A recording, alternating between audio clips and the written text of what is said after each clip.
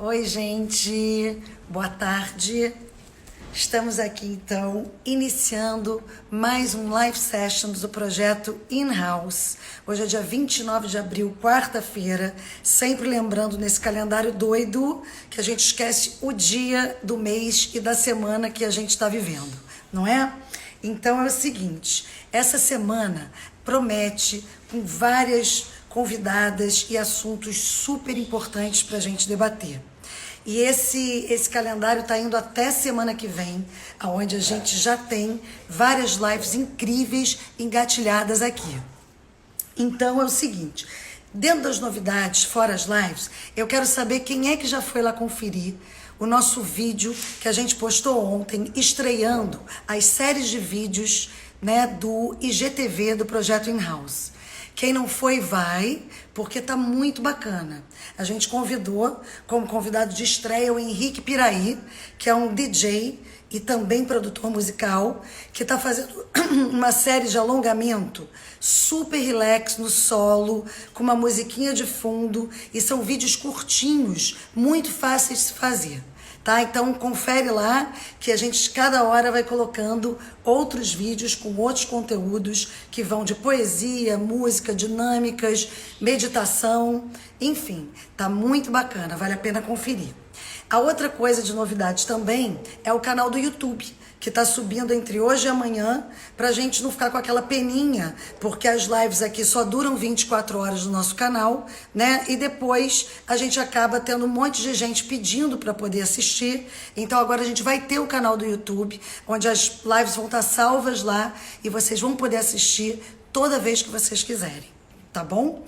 E como última novidade para a gente correr aqui, porque a gente já sabe que o tempo voa na nossa live, e quando a gente vê o Instagram não tem a menor piedade e tira a gente do ar. Então eu tô louca para chamar a nossa convidada. Mas eu só queria falar para vocês também sobre a nossa divulgação das campanhas solidárias que tem acontecido.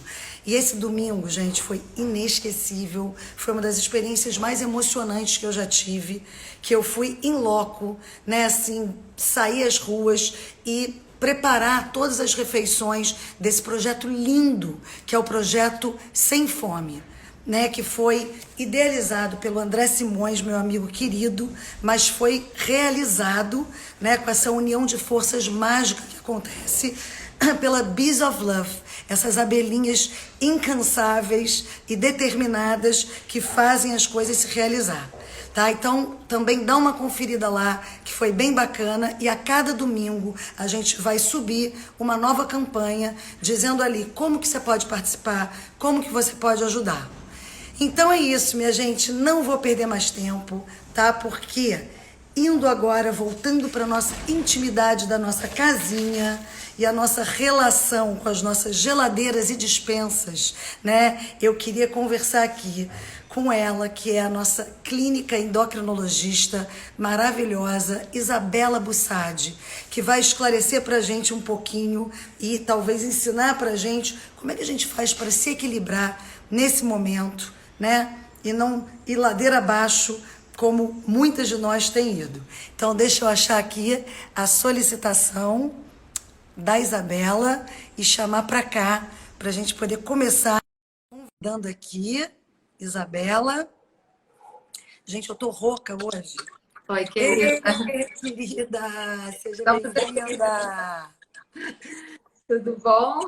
Tudo bom. Então, estava começando aqui a falar para elas, né, assim, que foi uma demanda tão grande, de tanta gente, Isabela, pedindo, exatamente para a gente poder conversar sobre esse assunto, né? Que eu acho assim, o quanto a tua área consegue fazer a gente entender que não somos loucas, né? Que, na verdade, existe Não, toda tem uma ninguém louco, explicação física para a gente poder entender de onde vem, né, às vezes, esse descontrole. Então, assim, eu tenho percebido, né, em conversar com muitas amigas, que essa quarentena e o fato da gente ficar 24 horas por dia em casa está provocando essa ansiedade que se manifesta de várias maneiras, né? Uma delas é exatamente a gente sentir que está comendo mais de forma desequilibrada. Então, eu Isso. queria que você, né, vamos Falar começar por aí? sobre isso, né? Tá, lógico, vamos lá. Bom, primeiro é um prazer a gente estar conversando, né, Raquel? Acho que é um momento muito importante no sentido da gente, você abrir um canal, né, enfim, como o seu, para estar falando sobre assuntos médicos, assuntos que são de importância, não só para a saúde física, mas também como para a saúde mental, que é uma das grandes questões que a gente tem visto, né? Enfim, comprometimento muito significativo da saúde mental das pessoas diante da pandemia, que é, enfim, até dentro de um aspecto absolutamente esperado, né? A gente está vivendo uma situação do ponto de vista médico sem precedentes, né? Nunca antes, pelo menos para a nossa geração, a última grande pandemia que existiu foi em 1918, né? Então, pouquíssimas pessoas existem pessoas vivas hoje que estavam vivas naquela época, mas lógico não tem memória para isso, porque tinham dois anos atrás, né? Então é algo muito novo, é algo muito assustador dentro de um espectro, né? E, sem dúvida, é uma situação que reflete na nossa saúde física e na nossa saúde mental, né? E aí eu acho que você introduziu muito bem a questão, de uma forma, enfim, brincando, né? Dizendo assim, que não somos loucas, né? Então, assim, essa sensação da perda de controle, essa sensação das emoções à flor da pele, essa sensação de algo ali muito, de um estranhamento consigo, né? E de uma labilidade emocional, de uma série de aspectos, né, ligados ao nosso eu, que a gente olha e fala assim, meu Deus, essa não sou eu, o que está acontecendo, né? Exatamente. Eu acho que em alguma medida todo mundo está sentindo um pouco desses sintomas, né? E aí, lógico, eu sou médica e eu vou dar uma visão, né, médica desse assunto, né? Sem dúvida, existem uma série de interpretações, enfim, na psicologia, na psicanálise, existem outras áreas, né, de estudos do ser humano que veem as reações de formas distintas. Mas, do ponto de vista médico, o que é muito conhecido e o que a gente sabe que acontece numa situação de confinamento? Sim. O confinamento é algo muito estranho para o ser humano, né? A nossa natureza é uma natureza livre, é uma natureza que não aceita de uma forma muito adequada essa dificuldade de sair, de não ver enfim, a ritmicidade do sol, né? A questão da sincronia, né, com a natureza, a possibilidade de se movimentar. Circular, né? Exatamente. Exatamente. Estar confinado é algo muito antifisiológico para o ser humano, né? E quando eu falo antifisiológico, é porque a nossa fisiologia, né, o nosso corpo foi feito para funcionar de forma livre, vamos dizer assim, né? O que acontece quando eu me vejo numa situação como essa? Independente de todos os outros problemas, independente de contas para pagar, preocupações com adoecimento, independente, né, de todos os problemas que a gente sabe que também está acontecendo, só o fato de estar confinado, olhando para um ambiente limitado, já desencadeia em mim uma resposta que a gente chama de resposta adrenérgica, de uma resposta de estresse. Eu começo a produzir alguns hormônios, começo a produzir adrenalina, começo a produzir cortisol, mudo a minha secreção de melatonina, mudo a minha secreção de GH, mudo a secreção de uma série de hormônios que vão influenciar na neurosecreção de hormônios ligados ao humor. Então, ou seja, somos uma coisa só, né? Uma coisa que desencadeia a outra e desencadeia, isso, né? Isso. Por isso que eu te falei, foi muito feliz a sua colocação, que é algo que passa muitas vezes da nossa capacidade de controle. É como se existisse algo interno dando um comando, né? E modificando muito a nossa resposta às questões cotidianas do dia a dia, né? Então, assim, só fazendo um exemplo simples, a adrenalina, quando ela está em níveis muito altos do sangue, ela aumenta a frequência cardíaca, ela deixa os seus pensamentos mais acelerados, ela gera o que a gente chama de impulsividade, é como se a pessoa agisse de uma forma mais reflexa, sem pensar. Reativa, né? Isso, ela faz o que a gente chama de vasoconstricção, então os vasos sanguíneos ficam contraídos, as pessoas sentem a mão mais gelada, os pés gelados, elas podem ter um pouquinho de tremor, então, e tudo isso vai trazendo sensações desagradáveis, né? Essa resposta hormonal, ela tem repercussões físicas e comportamentais que vão trazer sofrimento para o indivíduo, né? Então, só estou, né, dando exemplos de como tudo isso que acontece, a gente muitas vezes não tem controle, é algo ali que internamente seu corpo está secretando determinados hormônios e a única coisa que está acontecendo é que você está vivenciando aquele prejuízo, né? Sim. Aí tem um outro hormônio, eu falo a beça, tá, Raquel? Pode ir, pode ir. Pode... Até porque fala beça só faço... coisas interessantes, a gente quer ouvir. Gente, eu posso só dar uma parte aqui. A doutora Isabela é a minha endócrina, eu preciso confessar isso, óbvio, porque é quem eu confio. E que o que eu acho incrível nela é porque ela tem toda essa técnica incrível que deixa a gente segura, porque ela sabe o que ela está falando, mas ela é mulher e um ser humano maravilhoso, que vê a gente como gente. Então, eu acho que é exatamente isso que a gente está conversando aqui. Né? Quer dizer, a gente entender o lado da medicina e entender o nosso lado emocional, emotivo, psicológico. Né? E depois a gente vai chegar na parte boa, que é o que fazer. Mas vamos lá. Então, exatamente. Mas é isso. Assim, eu até coloquei, enfim, na hora que eu publiquei falando da live de hoje, eu falei assim, para a gente saber o que fazer, a gente tem que entender o que está acontecendo. É o primeiro passo, né? A gente entender que o nosso corpo ele funciona dentro de determinadas regras e que essas regras, quando são modificadas abruptamente, elas trazem um prejuízo funcional, né?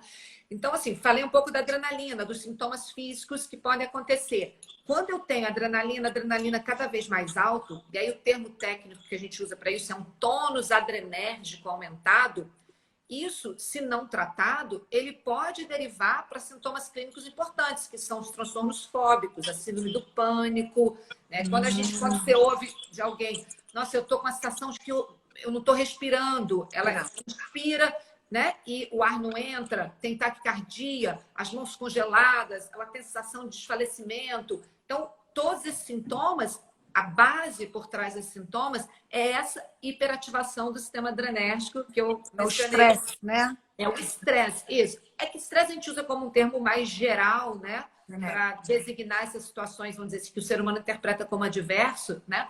Mas tem uma base bioquímica por trás desse estresse, né? Aí, assim, chegando um pouquinho mais na questão dos sintomas do humor, né? Um outro hormônio que é secretado também em situações de confinamento, situações de estresse, é um hormônio chamado cortisol, que até hoje em dia ficou bem popular, assim, muita gente fala do cortisol. Eu comecei a estudar cortisol em 2010. Minha tese de doutorado foi em cortisol. Não sei se eu já te falei isso, mas eu estudei, eu estudei uma situação específica chamada de hipercortisolismo, que é o aumento da secreção do cortisol, né? E as alterações que isso traz nas artérias, no endotélio, que é a parte de dentro das artérias. Enfim, quando eu comecei a estudar isso em 2010, eu ouvia de muitas pessoas... Eu defendi minha tese de doutorado em 2014, quer dizer, tem 6 anos isso. Eu lembro que na época, eu falava assim, eu estou estudando hipercortisolismo. Entre os médicos, para que você está estudando isso? Tipo, para que você está estudando uma bobagem dessa? Parecia uma bobagem na época, porque a preocupação com a saúde mental, com o estresse, enfim, com essa sobrecarga psíquica gerando doença, ela ainda era muito limitada na medicina. Então, a medicina sempre teve um perfil muito... Isso, historicamente, teve que ser assim, né? Porque se a gente tem recursos limitados, se a gente está começando até algum processo, né, de aprendizado, você vai focar ali no que é mais urgente. Então, a medicina sempre teve um papel muito curativo, muito de você tratar de doenças agudas, graves, e questões ligadas mais à esfera emocional, o prejuízo mental, isso sempre ficou muito de lado, né? Então, eu lembro muito disso, né? Há 10 anos atrás, quando eu me interessei por esse tema, enfim, endocrinologista, você sabe, ama hormônio, né? E dentro dos hormônios, o que eu mais amo é o cortisol, enfim. Então, bem que vocês amam para poder passar para a gente. Ó, gente, olha só, eu vou ler todas as perguntas aqui. Deixa só a Isabela dar aquela explicação e tudo. Então, depois eu volto aqui para as perguntas de vocês. Tem umas perguntas bem legais. Mas, adorei enfim, que entrou uma pessoa aqui, que você acredita que foi a Dani, ela foi voluntária da minha tese de doutorado. Ela participou de todos os testes. Ela participou aqui. É verdade, fiz parte de um dos exames da sua tese. Ela botou do mestrado, não foi mestrado, foi o doutorado. Ela foi voluntária, né, da pesquisa, e ela adora contar até hoje às pessoas que a gente induz o estresse mental e dosa as substâncias na pessoa. Meu Deus, que corajosa! E ela fala, nossa, Isabel... Dani, você tá bem, Dani? Ela fala, eu sei bem o que é estresse, eu fiquei lá no laboratório, enfim, é muito interessante. O estudo... Bom, é bom que agora ela está mais preparada do que a gente, tá vendo? Mas, enfim, só para trazer um pouquinho... Volta então para a parte, a gente está falando, né, da coisa do isso, humor. só para trazer de novo um pouquinho para o contexto. Então, assim, Então, o estresse, ele hoje em dia, ele é muito bem compreendido do ponto de vista médico. Eu já falei um pouquinho da adrenalina. E aí a gente tem esse outro hormônio chamado cortisol, que é um hormônio que também estimula uma série de regiões no nosso cérebro. E aí entra a área de interesse que a gente vai desenvolver um pouquinho para frente, né? E uma das áreas é uma área chamada centro da fome e centro da saciedade.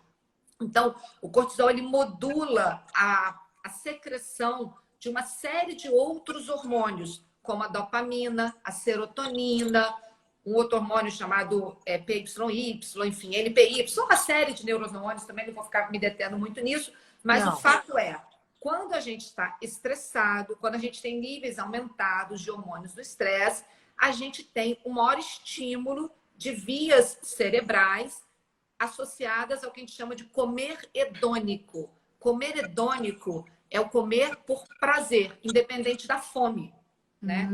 O termo hedonismo, né? Ele designa justamente esse tipo de atitude, né? A gente buscar coisas que vão nos trazer prazer, né? E até que ponto, né, isso é bom ou ruim, porque o problema é só o equilíbrio, né? Não, exatamente. Comer por prazer é fundamental. Eu sempre falo isso. Tem que comer por prazer. Mas comer buscando prazer para compensar o estresse, aí é que não é legal.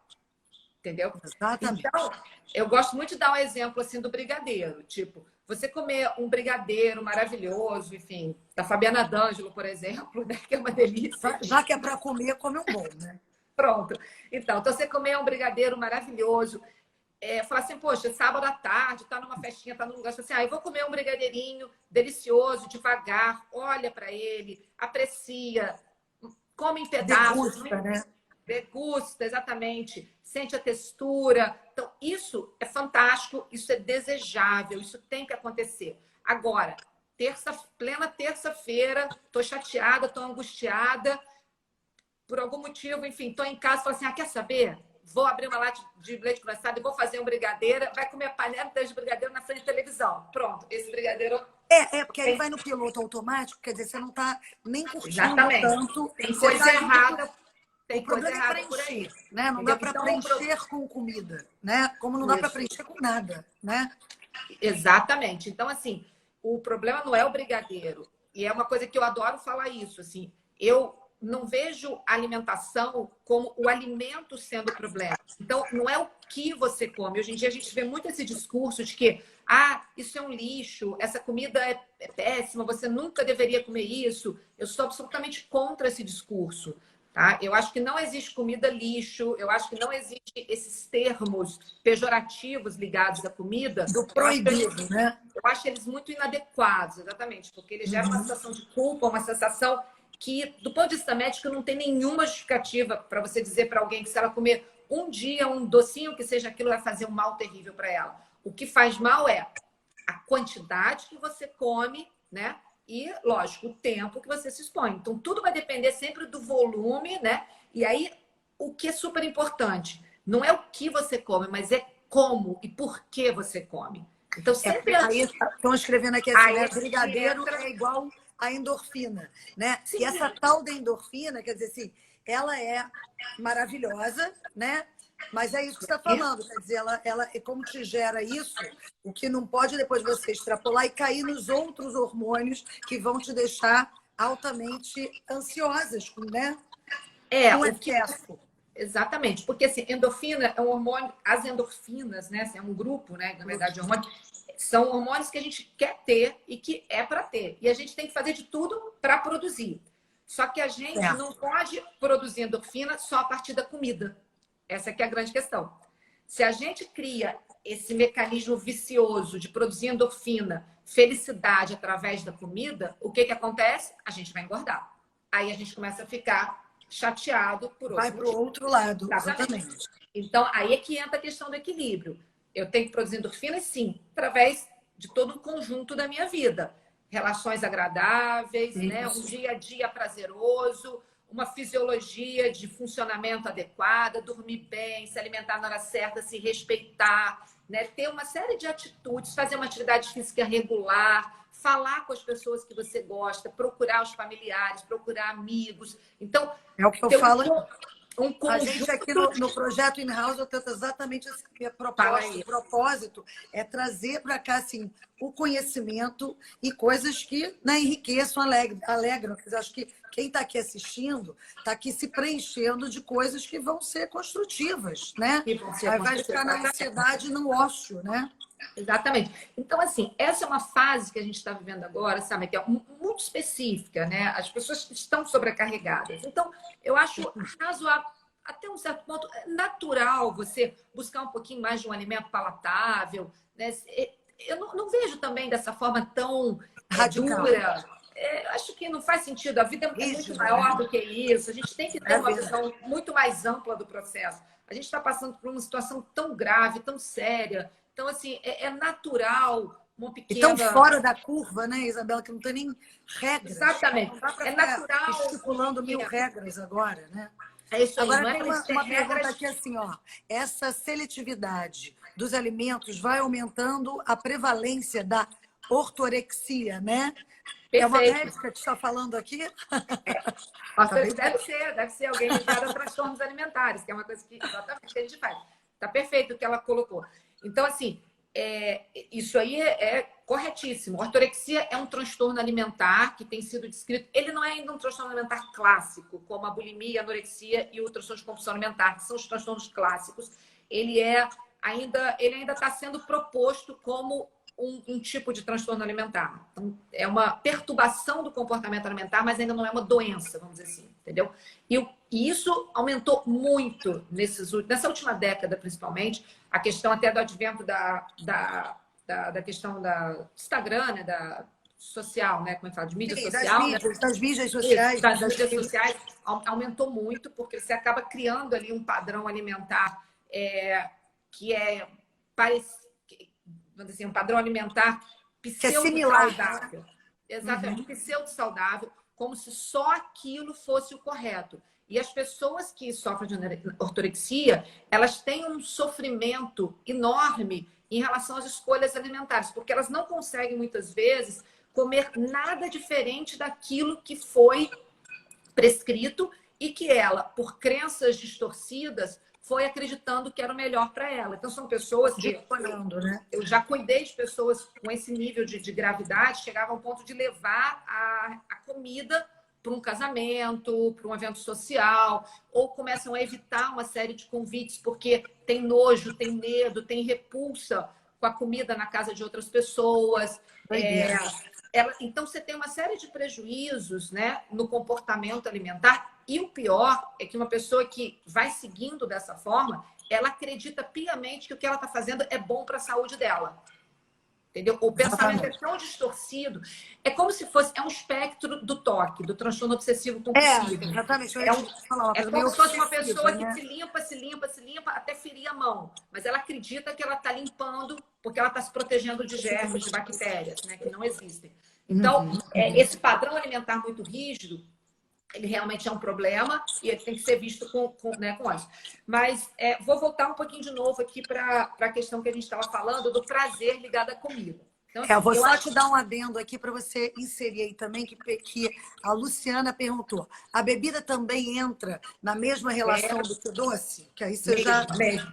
A coisa da bebida é importante, né, O gente? álcool, ele é um mecanismo hedônico até mais potente do que o açúcar, né? Porque a gente tem uma série de receptores, e isso é super importante falar. Os receptores para o álcool, eles são determinados geneticamente. Então, nesse período agora de quarentena, pessoas que estão expostas, né? Que tá todo dia tomando um vinhozinho, essa coisa toda, achando que tá, numa boa, tomando vinho, olha para trás, vê se tem história familiar de alcoolismo. Se tiver história familiar de alcoolismo, fica atento, porque uma pessoa que tem história familiar de alcoolismo e se expõe cronicamente ao álcool tem grandes chances de abrir um quadro de alcoolismo depois de uma quarentena com excesso de álcool, tá? Então, isso é super importante.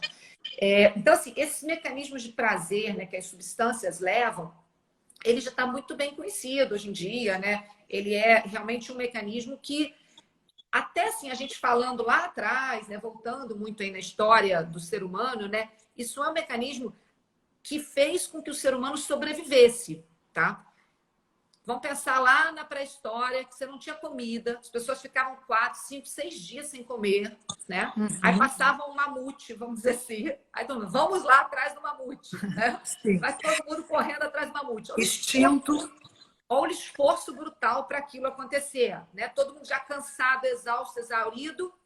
Você imagina se comer o mamute não fosse algo agradável, não liberasse endorfina e não tivesse prazer. Ninguém iria atrás da comida. Claro, claro. Entendeu? É o Então, instinto mesmo, né? Então, olha como é interessante isso, olha como a natureza é sábia. Então, comer, né, libera uma série de hormônios no cérebro que dão prazer. E essa é a motivação para você buscar comida no ambiente hostil. Entendeu? E aí, nós hoje em dia, a gente tem esses genes ancestrais. Quem foram os ancestrais que sobreviveram? Os que tinham essa via de prazer ligada à fome, ligada, entendeu? Os outros morreram, porque eles não sentiam prazer mesmo. Eles falavam, deixa o mamute passar lá, não vou sentir nada de felicidade comendo. Eles morreram. Ficavam procrastinando. Deixavam para lá. Mamute. Entendeu? Deixavam para lá, porque eles não tinham prazer, eles não tinham esses receptores no cérebro. Claro. E aí, isso é darwinismo, né? Eu ia falar isso. Seleção, exatamente. Então, sobrevivem. Sobreviveram, né? Se adaptam. Os que têm esse mecanismo acoplado de prazer com a comida, que somos nós. Nós somos, o ser humano atual é sobrevivente daquele que, entendeu? Que sobreviveu naquela. E aí, o que a gente vai? A gente vai para uma época agora de oferta de alimento contínua em tudo quanto é lugar, entendeu? E aí a gente está numa situação em que tem comida em todo lugar e mais do que isso, e que você tem uma propaganda velada de que comida é prazer. Então, você vê como é uma armadilha para tudo? Nosso cérebro já está preparado para associar prazer com a comida. E a gente ainda vive num mundo que tem excesso de tudo e uma propaganda, né? Uma propaganda. Isso, exatamente. E aí, e aí a gente, confinado, a gente vai fazer o quê? Vai comer, entendeu? Nos aí, então, agora, eu já falei do problema. Agora vamos falar da solução, né? Porque senão eu não posso, meu Deus, e agora? Então eu vou ficar aqui deitada. Não, pois é, gente, eu falei. No sofá com os meus genes ancestrais, né? Vou ficar aqui, então, curtindo meus genes ancestrais de felicidade ligada à comida. Então, vamos lá. Como é que eu consigo modular um pouco, né, dessa resposta de recompensa com a comida? Diminuindo estresse fisiológico. O que é estresse fisiológico? Estresse mental é o que todo mundo está vivendo, né? Preocupado com coronavírus, infecção, tudo isso. Pronto. Isso é estresse mental. Estresse fisiológico é quando eu sobrecarrego o meu corpo além do que ele está preparado. Exemplo, quando eu faço inversão de ritmo circadiano, quando eu passo a não dormir no horário que meu corpo está programado para dormir. Então, quando eu fico assim, já que eu não tenho nada amanhã de manhã, tanto faz acordar 7, 8, 9, 10 no meio-dia, eu vou ver aqui um Netflix, vou começar a ver meu Falda. Eu vi Falda, amei, tô vendo ainda. Né? Mas assim, ao invés de ver 2, 3, eu vou ver 6 direto, já que é maravilhoso, vou ver, né, 5, 6 horas. Aí quando eu olho no relógio, 2h30, não sei o que, daqui a pouco eu durmo. Só que aí vai deitar, não consegue dormir, entendeu? E aí vai deitar 3h30, 4 horas. Inverteu completamente o ritmo biológico. Isso é estresse para o organismo. Só para você ter ideia, o cortisol, esse hormônio que eu te falei, em torno de entre 7 e 8 horas da manhã, até meus pacientes às vezes reclamam comigo, que eu falo assim, tem que dosar entre 7 e 8 da manhã. Doutora, mas eu não acordo esse horário, isso aqui. Tem que dosar, porque é o horário correto, enfim. Pronto. Ou seja, você vê que o organismo estaria preparado já essa hora para estar em ação. É a hora que a gente tem o maior pico de secreção de cortisol. É entre 7 e 8 horas da manhã. Você tem um pico. E esse nível de cortisol ele vai decaindo ao longo do dia. Ele vai decaindo e às 11 horas da noite o valor dele é muito baixinho. É 10 vezes menor do que o valor da manhã. 10 vezes menor. E isso tem um sentido... Quanto desperdício, então, de cortisol a gente vive, tá vendo? Os meus estão lá sozinhos e solitários, porque eu só vou encontrar com eles quando o pico, então já tá assim, né? Então, é isso aí. Então, assim, mas qual o sentido fisiológico disso? Eu não falei que o cortisol é um hormônio que excita o cérebro, que está ligado a essa reação do estresse? Então, o cortisol ele vai diminuindo ao longo do dia. 11 da noite ele está lá num valor 10 vezes menor. E ele baixo, ele permite a atividade neuronal se organizar, ele permite você começar a despertar os neurônios ligados ao sono, e ele faz com que outros hormônios, ele baixo, outros começam a subir. E aí vai entrar um pouco, que eu vou falar daqui a pouquinho, de libido, de queda de testosterona, porque quando o cortisol está alto à noite, eu não tenho elevação do GH, eu não tenho elevação de LH, de FSH, eu não tenho a secreção correta de testosterona, eu perco a secreção de hormônios que são importantíssimos para a minha saúde e para o meu bem-estar. Entendeu? Entendi. Mas deixa eu só entender melhor, assim, Isabela, você falou que então, à noite, quer dizer assim, a nossa curva, né, quer dizer, ela é bem menor, né, desse hormônio e tudo, e isso seria, no caso, já benéfico para a gente poder já estar se encaminhando para desacelerar. Desacelerar. Para o cérebro descansar e para você aumentar a produção de outros hormônios importantes para o seu dia seguinte, vamos dizer assim, entendeu?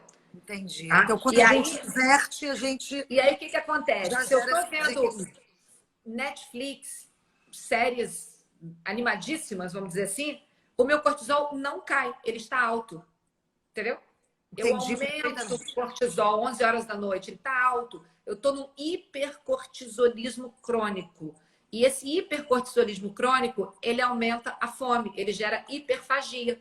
Então, ele me dá vontade no dia seguinte. Eu não descansei o suficiente na madrugada. Tem estudos que mostram... Esses estudos eu sou assim, adoro esses estudos. A primeira vez que eu vi isso tem um tempo no Congresso americano. Foram voluntários, né? Enfim, ser humano, né? Que você sabe que na medicina a gente tem estudos in vitro, né? Que são no laboratório, em placas, né?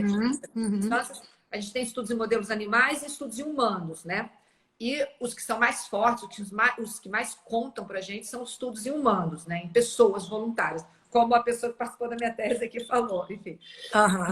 A Dani. Enfim, então esse estudo é fantástico. Eles pegaram voluntários e colocaram eles dormindo durante 21 dias. 21 dias. Um grupo dormiu 4 horas só. E o outro grupo dormiu 8 horas. Tá? Eles botavam despertador. Eles iam dormir 1 da manhã, acordava 5 da manhã. E eles fizeram isso direto. Todos dormiram à mesma hora. Um grupo dormia 4 horas, o outro grupo dormia 8 horas. Mas todos começavam a dormir na mesma hora, só que um só dormia 4 horas e os outros dormiam às 8 horas. Isso, exatamente. E aí, qual era o objetivo desse estudo? Ver o grau de saciedade no dia seguinte. Aí todo mundo fazia recordatório alimentar, anotava o que comia. O que foi visto? Que as pessoas que dormiam metade do tempo, elas tinham uma ingesta alimentar em torno de 30% maior do que aquelas que dormiam mais tempo. Aí, mais do que isso, eu falei assim, tá bom, tá acordado, tá comendo, né? Viram, né? Sim, vida. E aí teve um desdobramento do estudo. Falaram assim, não é porque estava acordado, porque a comida não era limitada só o que era oferecido. Era o volume na refeição, entendeu? A pessoa tinha mais fome.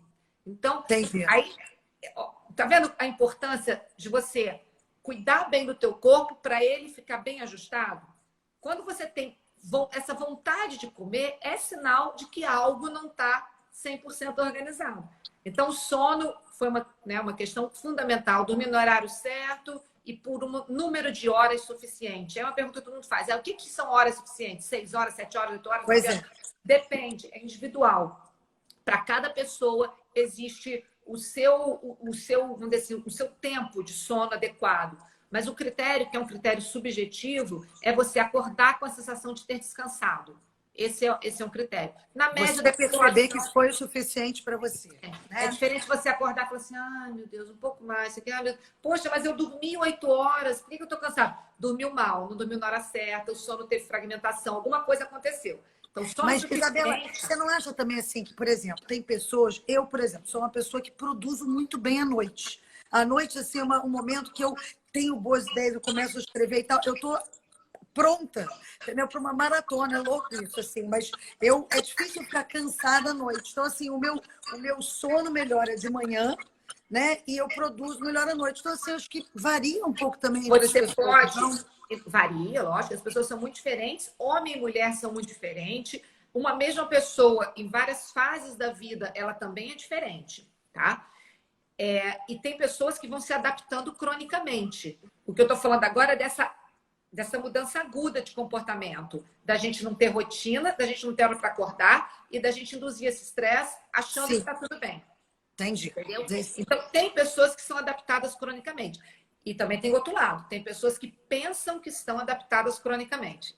Então, entendeu? Eu ouço muito isso aqui no consultório, dizendo assim, Nazaré, mas eu gosto de dormir tal hora. Aí quando eu vou perguntando outras coisas, você vê que aquilo ali não tá tão legal para a pessoa, mas ela estava achando que estava. Então, entendi. Não vamos então, a fundo aqui nesse momento. Tem uma série de possibilidades, né? Isso a gente deixa para falar na nossa próxima consulta. Pronto. Então, assim, mas o estresse agudo, né? Essa questão, essa mudança aguda, isso traz repercussão, entendeu? Você passa a comer mais, você passa a ter o que a gente chama esse comportamento beliscador, ele aumenta, né, no dia seguinte.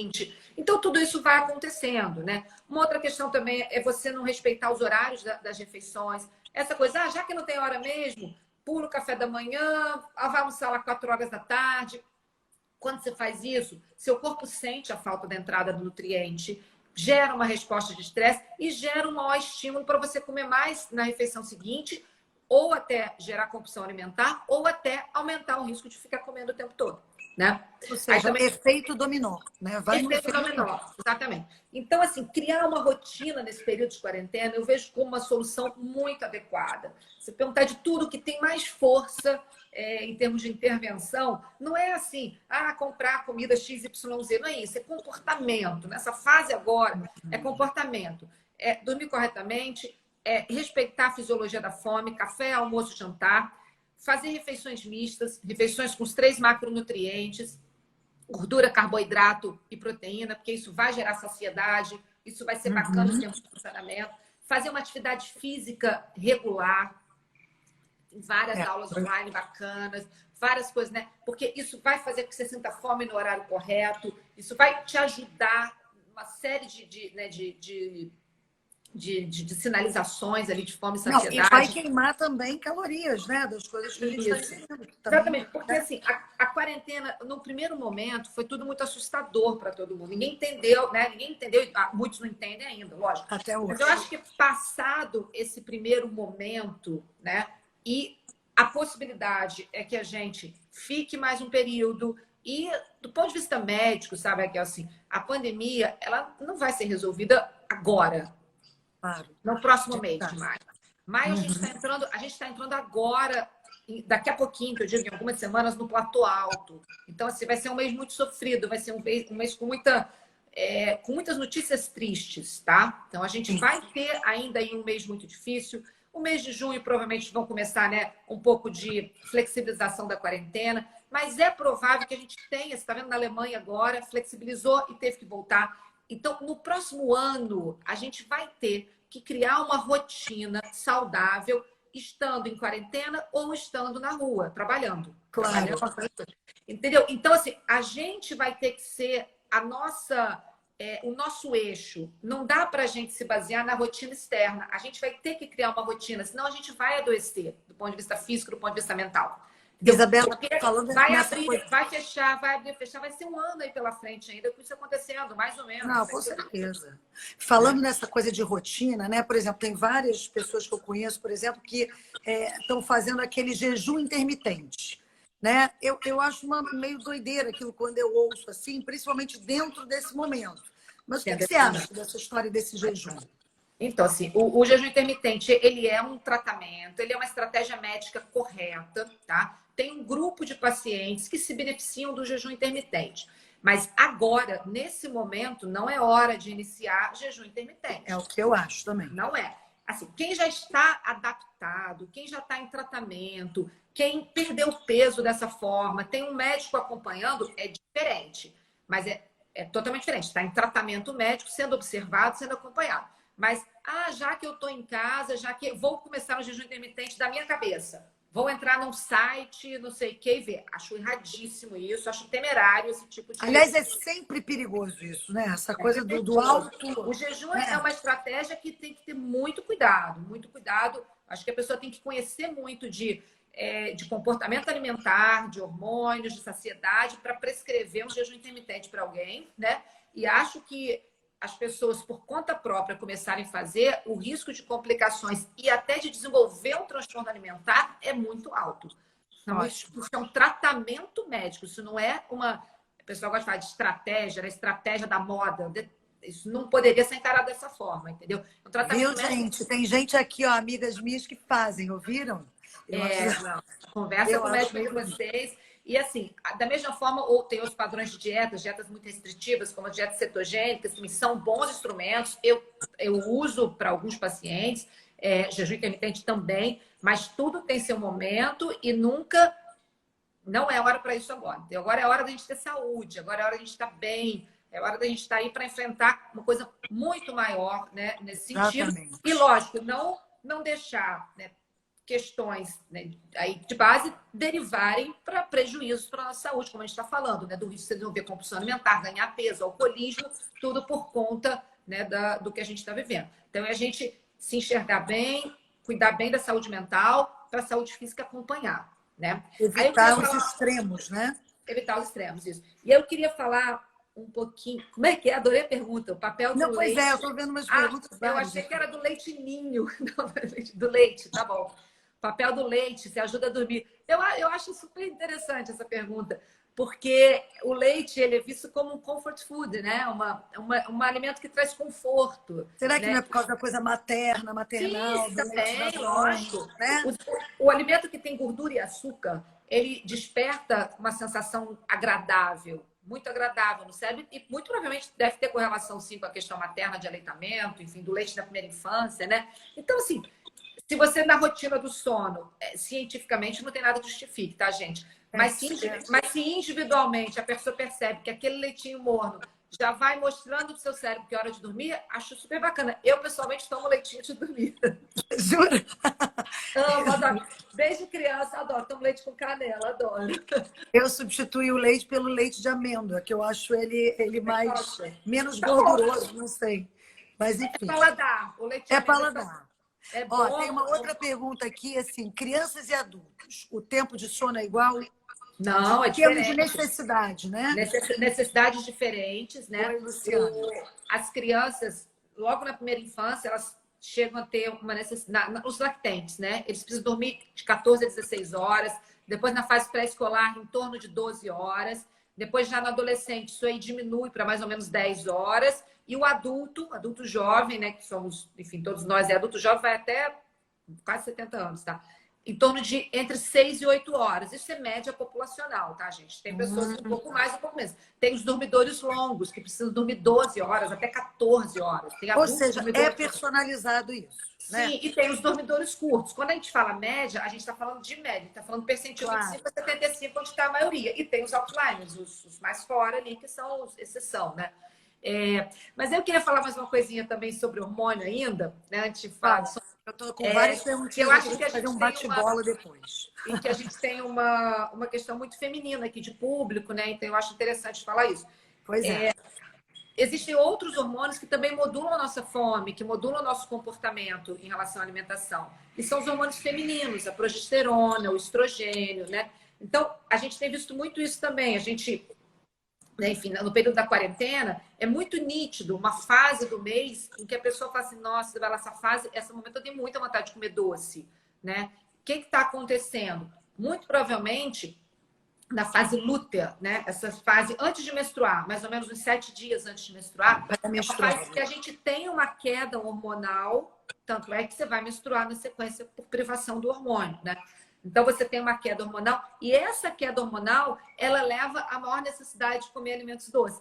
Então é importante a pessoa fazer a anotação, saber, opa, estou entrando na fase lútea, nessa fase aqui estou mais suscetível, né?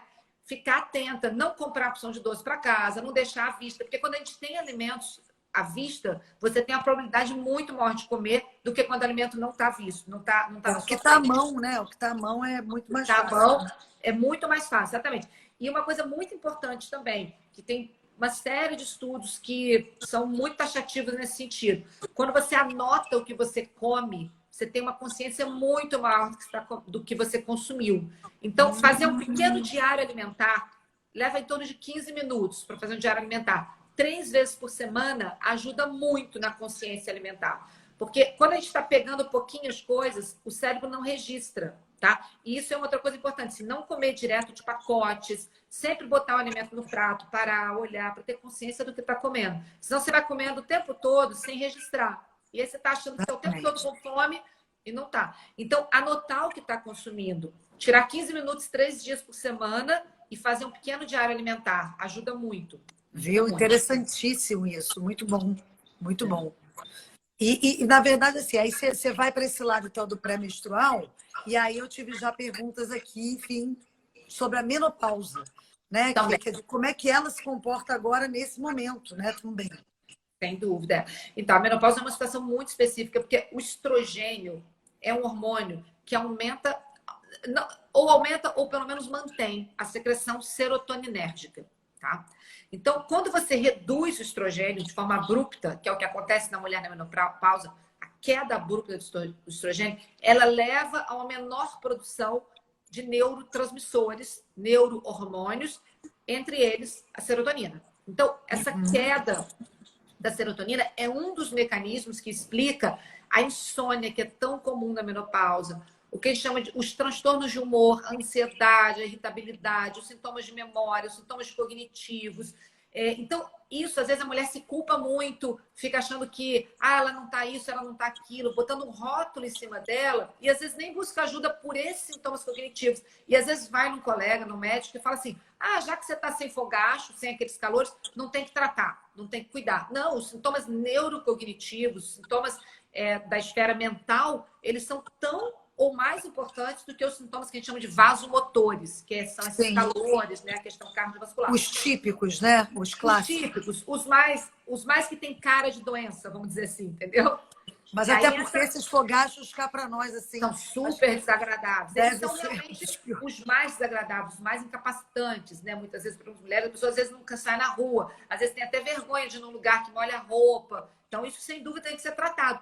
Mas tem mulheres que não têm sintoma vasomotor, não tem nada, mas só tem sintoma na esfera emocional, entendeu? emocional. E aí, às Sim. vezes, isso fica sem ser cuidado. Então, é muito importante a gente ter esse cuidado, né? Esse cuidado. Vou botar aqui. Eu fico lendo as mensagens, eu me. Não, mas eu estou lendo aqui, pode ler, porque eu estou captando. Então, assim, e não dá nessa para falar fase, todas, gente, mas então, vamos lá.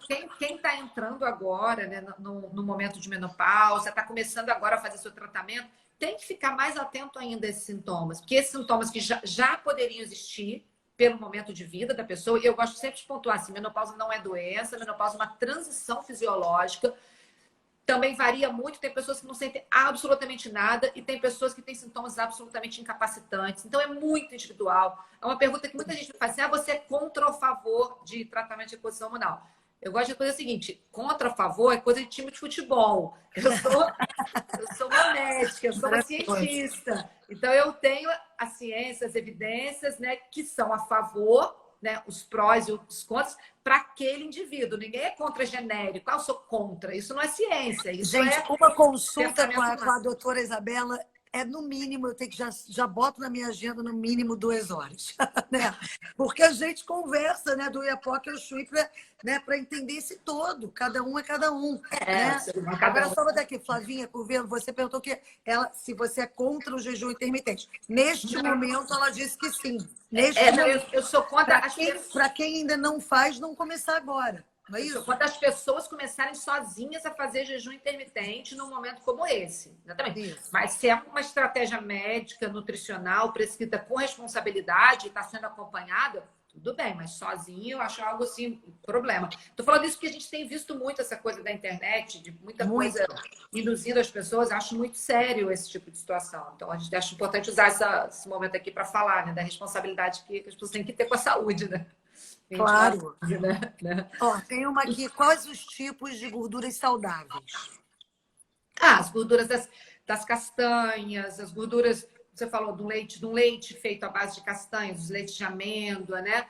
Até um pouquinho de gordura animal também é saudável. Esses hormônios todos que a gente está falando, progesterona, cortisol, são todos hormônios, a progesterona, o estradiol, eles são todos secretados, formados a partir do colesterol, sabia? O colesterol presente na gordura animal, ele é muito importante para a nossa saúde. Então, um pouquinho de gordura animal, ele tem que fazer parte da nossa alimentação diária. Se eu não tenho colesterol, eu não sintetizo bem uma série de hormônios. Mas Mas é aí a lógico. vegetariana e a vegana de hoje em dia, por exemplo, né? Nossas gerações aqui, das nossas filhotas, por exemplo, Sim. assim, ela vai ter que compensar isso de alguma Ela outra vai forma. compensar de outras formas. Ela vai compensar. O corpo consegue sintetizar colesterol a partir de outras gorduras. Mais ou menos metade do colesterol no sangue, metade vem da alimentação, a outra metade vem da síntese hepática. O fígado produz. Então, os vegetarianos, eles têm que ter uma quantidade maior da gordura vegetal para o fígado sintetizar o colesterol que eles precisam, né? A natureza é muito sábia. A natureza está sempre protegendo a gente. Se a gente puxa de um lado, ela arruma um caminho para se defender. Compensa, né? São as É maravilhoso. compensações. Assim. A nossa máquina é uma máquina muito sofisticada, que foi sendo desenvolvida há milhões e milhões de anos. Então, quando a gente fala desses comportamentos que parecem errados, na verdade, eles são mecanismos de defesa também. Então, é muito interessante a gente pensar no conjunto, né, da história. Então, assim, essa questão das dietas mais restritivas, né, que o pessoal perguntou da gordura, tudo deve fazer parte da alimentação. É lógico que açúcar. Você vai comer um açúcar em que situação? Numa situação social, né? Uma situação social. Então, pronto, você está no casamento, está no aniversário, está num lugar. Ou então você foi naquele restaurante que você adora, uma sobremesa que faz sentido para você. Também assim, você olha o cardápio, várias, você não está nem aí, não liga, não vai pedir, não precisa, não Para tem que ficar. quê? Vou comer. Não, assim, mas tem lá o petit gâteau de tal lugar que eu amo. Lógico que você vai comer o petit gâteau daquele lugar que você ama, vai mil folhas de tal lugar. Mas isso eu sempre gosto de falar, assim, como aquilo que faz sentido, que tem uma história, que Não, é que eu desperta. falo. Eu falei, eu não vou engordar, por exemplo, botar açúcar no cafezinho. Eu falei, pô, vou engordar com esse açúcar no cafezinho. Eu prefiro É, comer um docinho é depois. isso Essa aí. compensação mesmo, E né? até a questão do açúcar, né, no café, os líquidos doces, eles vão modulando, eles vão fazendo a gente aumentar a expressão de papila gustativa para o doce. E aí a gente vai viciando o nosso comportamento em comer coisas cada vez mais doces. Fiz uma live ontem com a Luísa falando sobre a importância, por exemplo, de a gente tomar líquidos mais adstringentes, como, por exemplo, chá verde.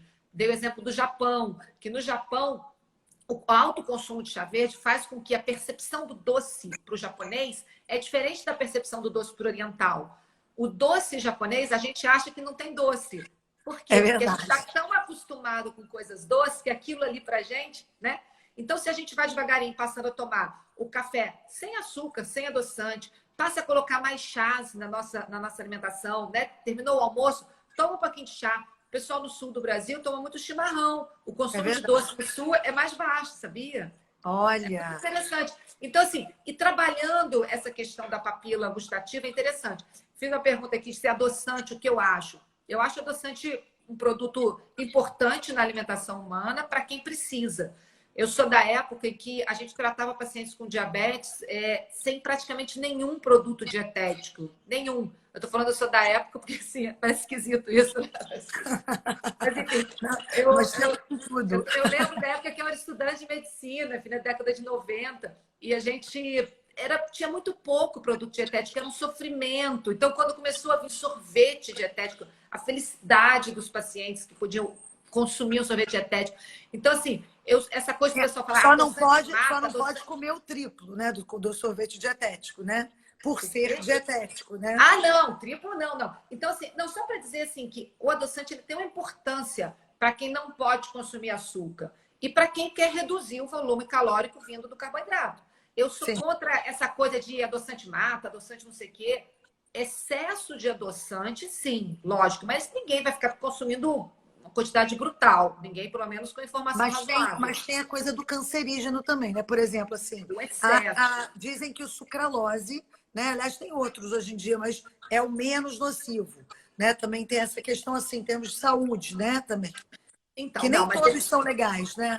não, depende, na verdade. Assim, tem situações específicas. Por exemplo, a sacarina e o ciclamato são adoçantes que têm um potencial de risco de câncer em modelos animais. No ser humano, até hoje, não foi comprovado nada. Olha, tá vendo? É A tanto fake a news, né? sucralose, ela é um adoçante aprovado para uso em grávidas e crianças. Então, assim, não é esse dilema todo que existe. E o volume de adoçante tem que ser um volume muito alto para a gente ter dano do ponto de vista de risco de saúde efetiva, entendeu? Então, eu não... A gente tem que ter, assim, o xilitol é bacana, a stevia é bacana. Você tem que compor num dia, Agora, o mínimo possível de alimentos doces. O resumo é esse. Se tiver que usar adoçante, usa muito pouco. Não é que ele vai causar câncer, não é por isso. É porque você acostumar seu paladar a alimentos vai doces é condicionando, inadequado. É isso, é esse o estimulando, né? que eu queria passar. Isabela, olha, acho que a gente vai Pra ter que acabar. fazer uma live /2, porque tem tanta coisa pra gente perguntar aqui. Eu E eu tô falei com que eu mil falo perguntas aqui que. Não, mas você só fala, tá todo mundo aqui amando.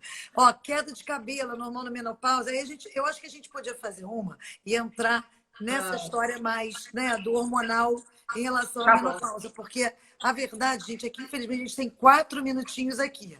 Por Vai onde cair, que a gente vai para poder ir dando uma finalizada? Só para a gente não ser tirada do ar assim no sabe? Duda, fazer uma. Eu acho que o conceito geral é esse, né? Eu acho que é um momento importante do ponto de vista de saúde coletiva. A gente tem que trabalhar as nossas escolhas dentro do mais saudável, mas não só do mais saudável do ponto de vista físico, tem que ter essa preocupação com a saúde física, com a saúde mental. Acho que uma série de reações que a gente, enfim, acaba vendo, em parte elas são aceitáveis pelo momento de angústia, de sofrimento que muitos estão vivendo, mas é lógico que com medidas que visam melhorar, né, tudo isso, medidas comportamentais, a gente com certeza vai passar por tudo isso, do ponto de vista físico, mental, muito mais fortalecido. Então, a gente buscar informação de qualidade, a gente buscar se nutrir de coisas boas, seja conhecimento ou comida, ambos, né? Nutrir de coisas boas, informações e comida boa, porque isso vai dar, vamos dizer assim, mais segurança, mais tranquilidade e mais felicidade, né, em última análise para a gente, né? Tem uma pergunta legal aqui, que é assim, Isabela, você é contra comer carboidrato à noite? Essa história do horário do carboidrato... Não sou contra. A minha tendência é comer muito pouco carboidrato à noite, prescrever pouco carboidrato à noite. Mas depende de cada um, né? Realmente, à noite já é o momento em que você deveria estar comendo muito poucos alimentos. Não é horário para você estar com volume e ingesta calórica alta.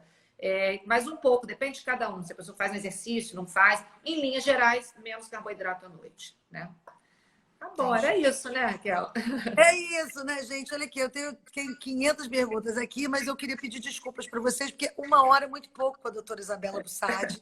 Então, Isabela, vamos marcar uma próxima. Eu estou aqui no meio né? das consultas, eu terminei o paciente às 5, vou começar Pois agora às vocês 6. não estão entendendo. Ela está aqui exatamente no meio da consulta, a gente vai marcar uma agenda com uma paciente, com todas vocês juntas, para a gente fazer essa consulta conjunta. Mas é um prazer falar de um assunto que eu gosto e que eu, enfim, espero ter contribuído de alguma forma com uma informação para as pessoas se cuidarem bem, enfim, seguirem uma vida aí, enfim, com saúde, né? A história que ela falou da rotina, a história que ela falou também, né, de fazer Tem várias pacientinhas vivendo, a Esther, a Dione, a Dani, adorei. A Rosane também aqui. Tem um monte. Um beijo para todas, queridas. Eu queria, então, te agradecer. Muito também, um prazer, né? Quem sabe a gente consegue marcar mais outra, já que ainda temos muita quarentena pela frente, né? Tá bom, vamos lá. Marca na sua agenda lá de novo. E, gente, muito obrigada. Essa live vai ficar por 24 horas aqui. Até amanhã às 5. E depois a gente agora está com esse canal do YouTube, que a gente está exatamente para poder, né, levar as lives para lá e a gente poder acessar quando a gente quiser. Então, olha aqui, ó. Isabela, muito obrigada. Obrigada. O seu consultório está cheio de gente te esperando. Tá bom. E, gente, obrigada mesmo. Um beijo em todo mundo. E sexta-feira a gente tem mais live aqui. A gente vai divulgando, tá? Obrigada. Beijo. Tchau. Tchau, gente.